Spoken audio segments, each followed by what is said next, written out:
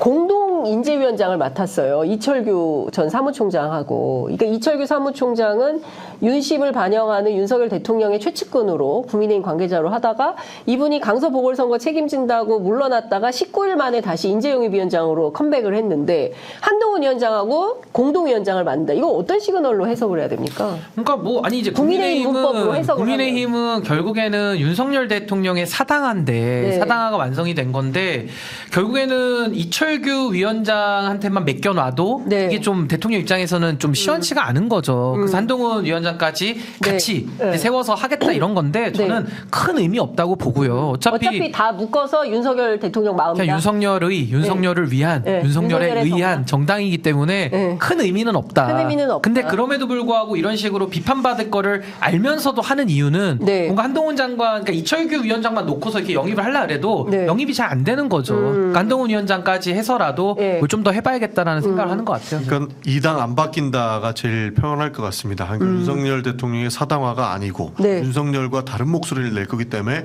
아바타가 아니다라고 이야기하는데 행동은 아바타처럼 하고 있다는 거죠. 네. 이철규 위원장이 어땠습니까? 사실 이철규 의원은 굉장히 그 윤석열 대통령한테 신뢰를 받는 사람입니다. 네. 그래서 사무총장에 오셨고 그래서 많은 당직을 거쳐 가셨어요. 그때도 네. 뭐라 했냐면 윤석열 대통령이 오더를 내렸기 때문에 이철규가 무엇을 할 수 있다라는 것이 네. 정치권에 파다했다라는 거거든요. 그런데 이제는 바뀌겠다라고 주장하면서 또 대통령이 믿는 사람을 갖다 앉혔어요. 네. 이거는 정부 운영과도 일맥상통한다고 보는 게 좀 전에 검찰발 하나회라고 얘기했던 게 뭐냐면 네. 김홍일 방통위원장이 권익위원장 하시다가 왔죠. 네. 특수통 믿는 사람들만 그 자리에 쏙쏙 본인들이 가고자 하는 자리에 그리고 주요 보직에 앉힌다는 비판이 있지 않습니까? 네. 당도 똑같아요.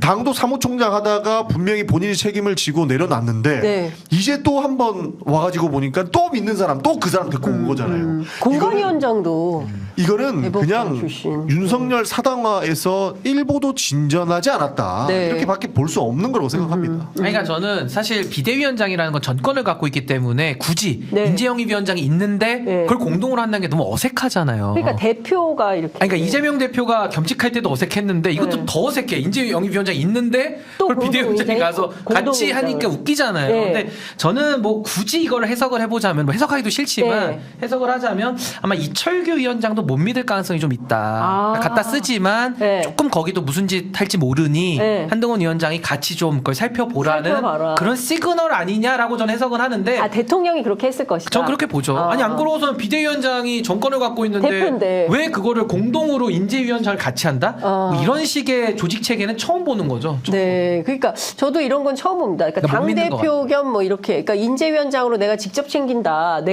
내 사람 내가 꽂겠다 이런. 아니 거. 이럴 수 있죠. 당 대표가 인재영입 위원장을 같이 하는 거는 네. 아, 내가 인재영입 파트는 대표지만 요건 특별히 내가 더 할게라고 할 수는 있는데 네. 지금 국민의힘은 상황이 다른 게 이철규 위원장이 있잖아요.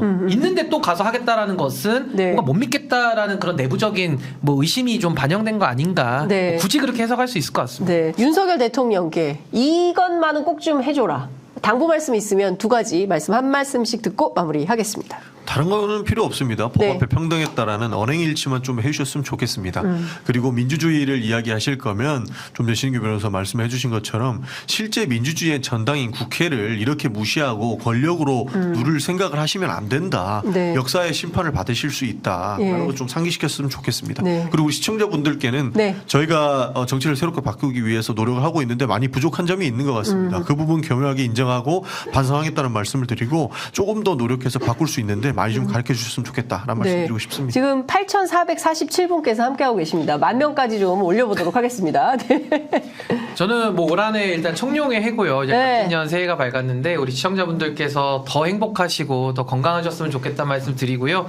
저는 새해에 뭐 많은 방송도 하고 하겠지만은 우리 신선한 용기를 가장 우선에 두고 열심히 하겠다는 말씀 먼저 드리겠고 네. 저 윤석열 대통령께는 이런 말씀 드리고 싶은 게 국정 운영은 놀이터가 아니다. 저는 좀 너무 가볍게 인식하시는 것 같은데 지금 초저출산 문제가 너무 심각해서 이제 한국은행도 요 문제에만 계속 매달리고 있거든요. 네. 저는 저는 이 문제를 해결할 모든 책임은 지금 대통령에게 있기 때문에 우리 시대가 처한, 우리 공동체가 처한 이 위기에 대해서 좀 책임의 무거움과 좀 엄중함을 느끼시기를 진심으로 좀 부탁을 드립니다. 네, 정말 그 날로 살기가 어려워지고요. 이거는 비단 이제 경제적인 문제, 먹고 사는 문제뿐만이 아니라 안전의 문제가 정말 심각해졌어요. 이태원 참사로 정말 많은 분들이 끔찍한 기억을 갖게 됐고, 유가족들 여전히 길거리에서 그 오체 투지하면서 이태원 참사 특별법 요구하고 있습니다. 1월 9일날 통과되는 거 맞죠?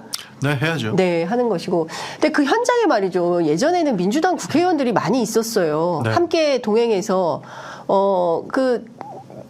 다만 몇 분이라도, 한 10분이라도 맨 앞열에 선다면 참 많은 힘이 될 것 같고, 우리 언론들도 많이 올 텐데 너무 현장이 쓸쓸했어요. 아직도 챙기고 있습니다. 사실 네. 그래서 지난년에 네. 무조건 통과를 시켰어야 됐다라고 강력하게 주장을 하셨고, 사실 집회도 계속 국회에서도 내부적으로 진행을 했었거든요. 그러니까 네. 외부에 안 된다 해서 내부에 앉아가지고라도 의장님 압박하고 했는데 네. 결국에 뭐 여야 협의 문제 뭐 이런 것으로 하면서 사실 의장님이 잘 안 해주셔가지고 네. 굉장히 좀 많이 서운했던, 네. 그리고 실제로 막 안 좋은 얘기까지 하는 분도 계셨는데 어쨌든 1월 9일에 합의 처리 안 되더라도 상정해 주시기로 하셨으니까 그때는 특별법을 만들어야 된다라고 네. 생각합니다. 근데 기대를 해보겠습니다.